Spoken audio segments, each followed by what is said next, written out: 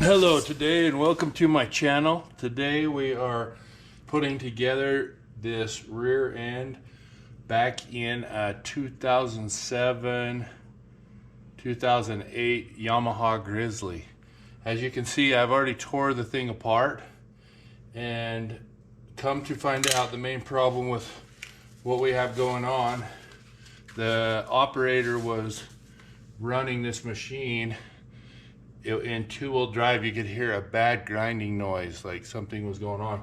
Come to find out, the drive shaft, if you notice, has no teeth in it. This is the output shaft coming out of the tranny. All the teeth are completely worn down, and this is actually the drive line that came out of that machine, and it was slipping inside of here, making a bad noise. So it wouldn't slip when I took pressure off the wheels, but with the pressure of the rider on there, it was spinning and stripping in there. And you notice all the teeth are shot. It is jammed up, and so it's not working right.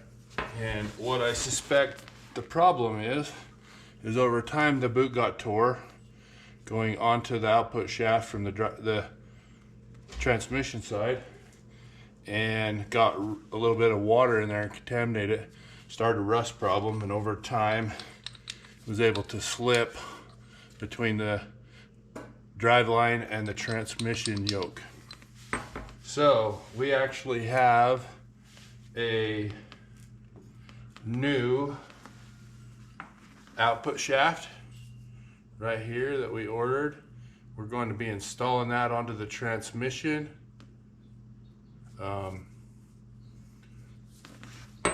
That being said, we have a used drive line that we're going to switch. I suggested a new drive line because these teeth are worn down a little. The owner of this vehicle, in my opinion, was being a little bit cheap and actually went and got a used one, but it's in pretty good shape. It's in a lot better shape than this one. So we're gonna put it back together today, and hopefully this video will make sense. In the meantime, I pulled the transmission apart.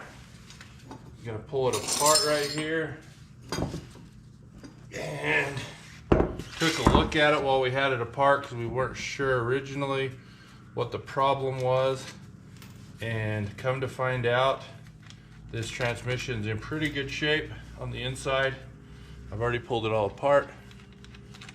And so what I need to do actually is I'm actually going to put some high temperature gasket maker on here and make a new gasket for it. I'll scrape off the old one and put on the new one.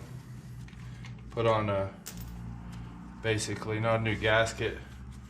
The same thing if the owner, usually doing some work for a friend, and he asked me to do it, sad to say, as cheap as possible, but we are cutting some corners on using some used parts, and instead of having the correct gasket, I will build a gasket out of gasket maker. Alright, so digging back into this, going to just take a good look at it. I got to clean all the gasket off of here. The old gasket, I will be cleaning that off, checking these gears out and making sure everything in this rear end looks good. Then I'll be mounting this output shaft onto here. There's just a bolt that goes down through there. This shaft slides on down inside the transmission like that, and then we'll go from there.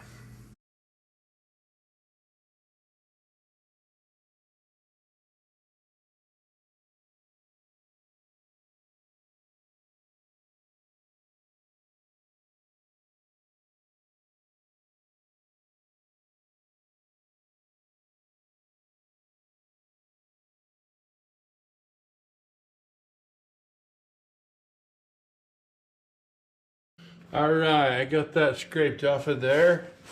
Now what I'm going to do, and won't do it on the camera for a minute, but I'm going to take a rag, probably with a little brake clean on it or something.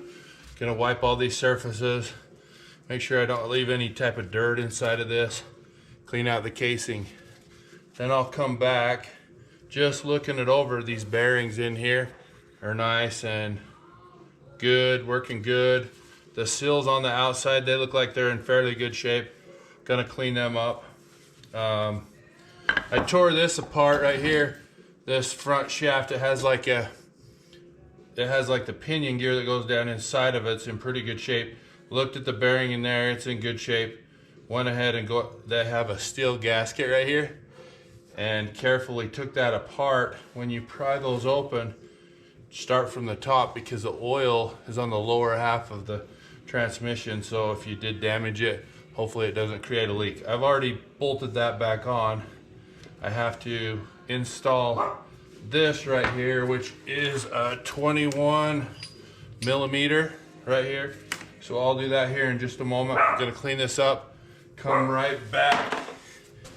Gasket maker. I'm going to put a bead around that, bolt it down after I clean it up.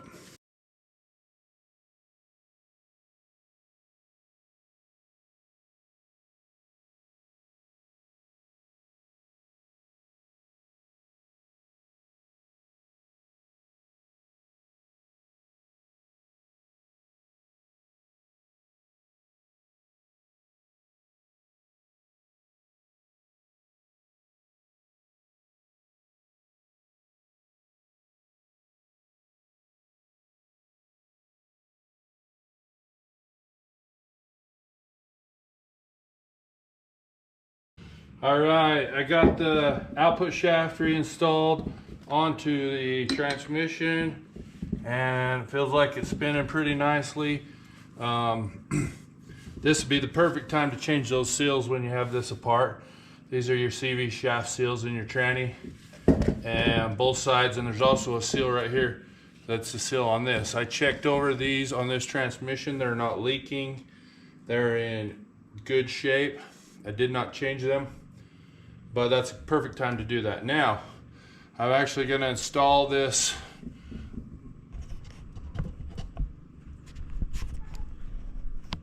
transmission back into the area that it goes in. I have to pull 2 bolts out of the bottom right here. I believe they're 10 millimeter. That allows you to fold this bottom skid plate piece down. This four-wheeler's had some damage, so it's easy to move out of the way. But the transmission actually goes back up in from the bottom. You got to tip it up and straight back. And I'm going to do that next, get it installed. There are 2 bolts underneath the transmission that go through all the way. These 2 bolts right here. Once you get your transmission centered, but it's important that you slide your drive shaft in and get it set both ways while you can still move the transmission back and forth. Make sure you get it set properly, greased properly, and we'll go to that point. There is a little button that goes in the one end of this drive shaft. I did order a new button, or he did. I had the customer get me the parts for this one. Goes in the end that goes inside the transmission end, and then there's a spring that goes in the other side. Just looking at these drive lines, you can rebuild them. I could have just had him order the gear. I could take this little snap ring off, put new gear on there. This one's used, but it's in good shape. Gonna go clean this up, clean it all up, get all the dirt, grime and grease off it, re-grease this little drive shaft, and then like I said, I'll take the transmission up through the bottom, pull the skid plate off just down enough that I can get up through there. 2 bolts will allow me enough room. It's kind of a tight fit, but you take it up in, move it back and forth as you position the drive shaft and line up your transmission holes.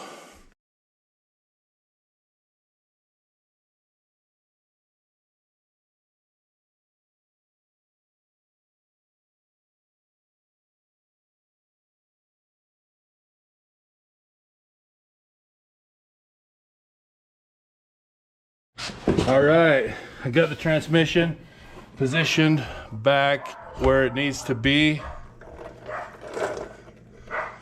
inside where the bolt holes line up. Right here I have 2 bolts, 2 different transmission bolts that go right there. Those bolts look like this. I'll slide those in there and there and bolt the transmission down. You got to be careful. It wouldn't hurt to put a rag inside of here. You want to try not to get any debris inside of your transmission. It does take a little bit of finagling back and forth to get your drive shaft lined up.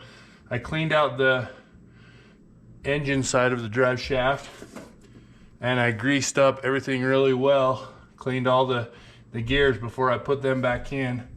And you just got to move your transmission back and forth. It's really tight. Kind of frustrating trying to move it back and forth. I've seen where some guys take out the hitch bolts right here on the back. If you take out the hitch bolts right here, it may relieve you a little bit of room to move it, but I didn't notice that I really had to do that. I had enough room to move it back and forth an inch or two and kind of just wiggle it around, wiggle it in. I got it lined up. I'm gonna go ahead and bolt it together. Come back in a minute.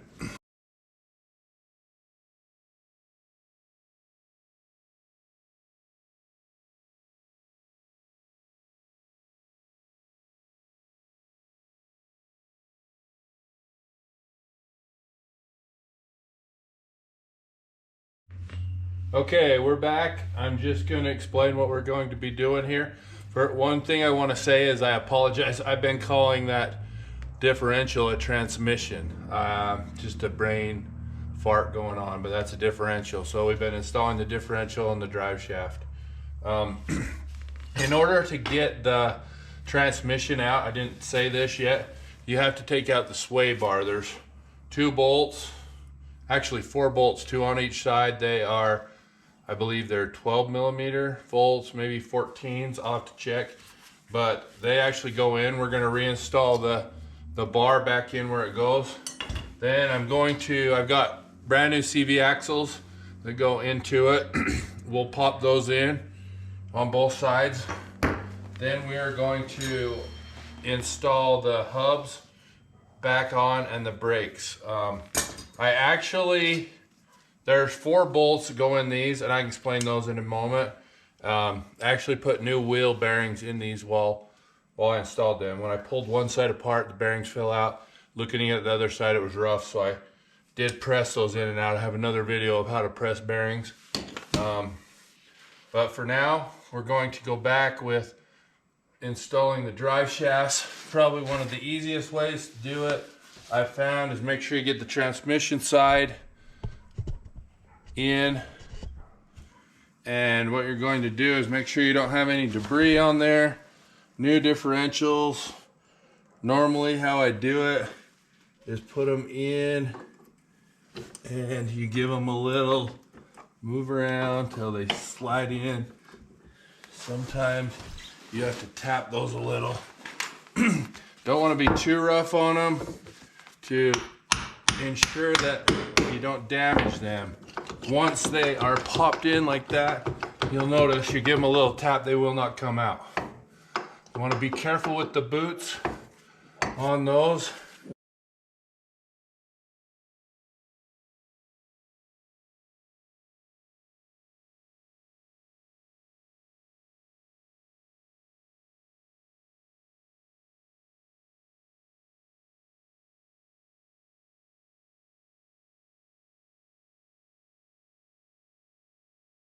Okay, correction on the bolt size. There was 4 12 millimeters bolts. This was 14 back here on the where it hooks into the A-arm, lower A-arm. So, and you have to put a wrench on the one side and hold it. It's a 14. Hold it while you tighten the back nut, and you could easily check your sway bar, make sure that it's nice and tight. Okay, we put in the CV axle. Next thing we're going to do is slide the hub over. Put in 4 bolts. I believe they are 17 millimeter and 15 on each end. Then we're going to slide the hub over the wheel bearing onto the CV axle, tighten the nut on the end, and then we're going to bolt the calipers back on, slide the brakes over the rotor. I just have them tie wired here out of the way because I tore this machine down a week ago and we're just putting it back together today.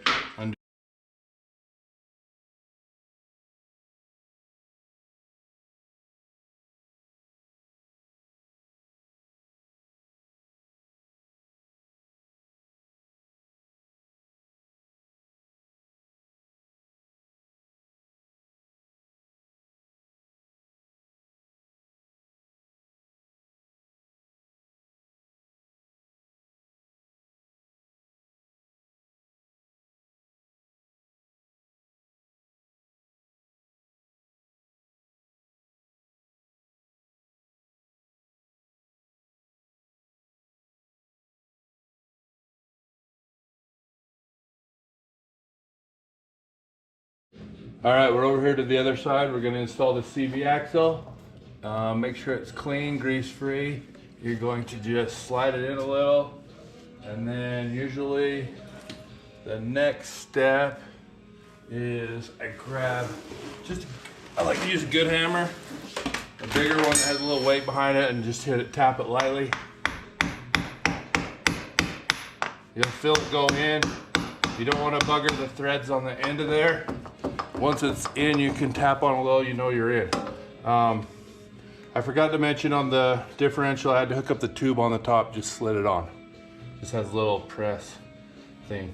So now what we're gonna do is I like to put a little anti-seize on these, slide on this part here, goes on next, and then the wheel hub over that, tighten the bolt on the end. There's two 10mm bolts that hold the bracket for this bracket that goes on the brake caliper. Then there's two 13mm bolts that go bolt the brake caliper back on. Whenever you have your brake caliper off, don't push the brake because it will clamp it down, but if you don't mess with it, usually they slide right back over.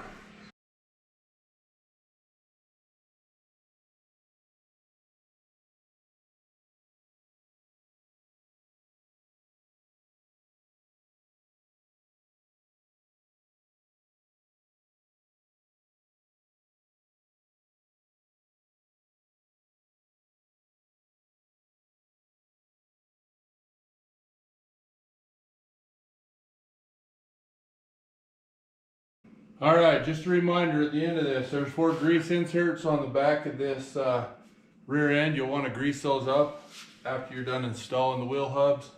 And tomorrow, after the gasket maker is dry, I'll go ahead and fill that up with the Yamaha recommended differential oil. 75W85 is what goes in the rear end here. I'll fill it up till it comes out the overflow on a level surface.